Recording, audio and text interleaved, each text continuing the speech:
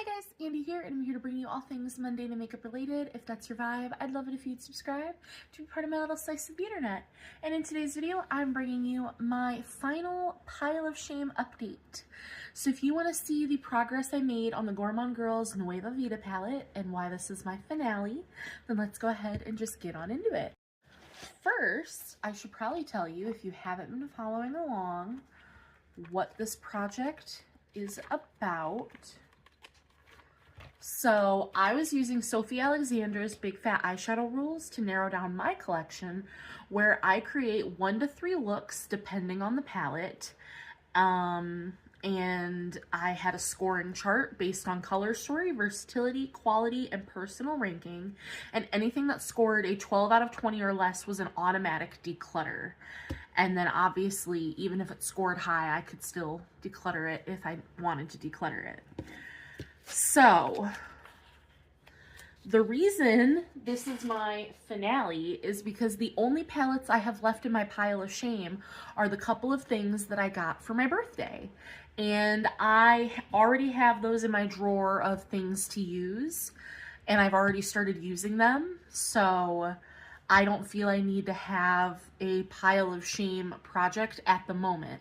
So I'm going to end this for 2025, and we'll see if I need to pick it back up and restart it in 2026 with what I have for a pile of shame. We shall see.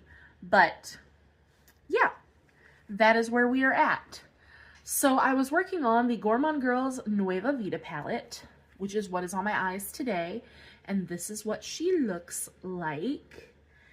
And in today's look, I'm wearing this pink, which started my eye look. I'm wearing the coral, and then I deepened my outer quarter with the burgundy, and then I have this pink on my outer corner.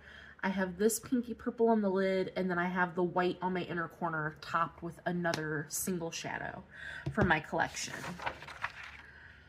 So, for color story, I rated this a 3. I'm kind of inspired. It's fine.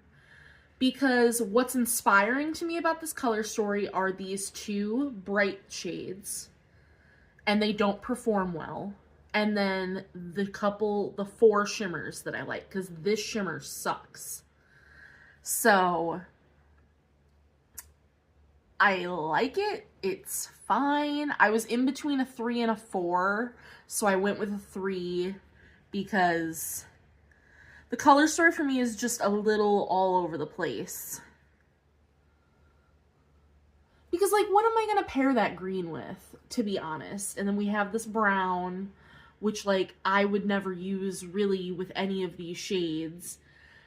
We got a navy blue, which I wouldn't necessarily pair with the purples, but I could because we have a lighter blue, so like that's fine. I just feels a little all over the place to me in my personal preference. For versatility, I also gave it a 3 because due to the color story, it's only so versatile. Like, unless you're gonna do the 2 eyeshadows, like you're gonna pair the green with a shimmer or the coral with a shimmer. Like, if you're gonna do full eye looks, I don't think this is as versatile of a palette as it looks, personally. I think you're gonna get 2 to 3 solid eye looks out of this palette, which is pretty versatile. It's solidly 3 in the middle. I could have given it a 4 for versatility, but again, the palette upset me and pissed me off, so it got the lower end of the score when I'm teetering in the middle. For quality, I also gave it a 3. It's good. It's just good. The mattes they wisp away to nothing. Like, I've used every matte in the palette except this green, and they all just wisp away to nothing. None of them stay on the eye. You have to build and build and build and build. Mind you, I got this palette off Mercari. I don't know how old the palette is. That could have something to do with the pigment level, and all of that. But they don't stay on my eye. They wisp away to nothing. And that bothers me greatly. So I just have better mattes in my collection. And then like this shimmer sucks. It doesn't show up at all. These two are great. And then these two are great. But these two are just like regular shimmers. This is a minty teal. This is a pink. And then these two are duochromes. And those show up great. So it's good. And then for personal ranking, I gave it a 2 because it's a little out there. It's not my personal preference when it comes to color story, and it's not what I would want out of a palette. So yeah, I would be keeping this personally for these 4 shimmers, and that's it. So it scored an 11 out of 20, which means it's an automatic declutter, but I would declutter it anyway because there's no point in me keeping this palette to keep it for less than half the palette. That is one of my personal rules. If I'm not going to use at least half the palette, then I don't see a point in me personally keeping it because it could go to somebody else.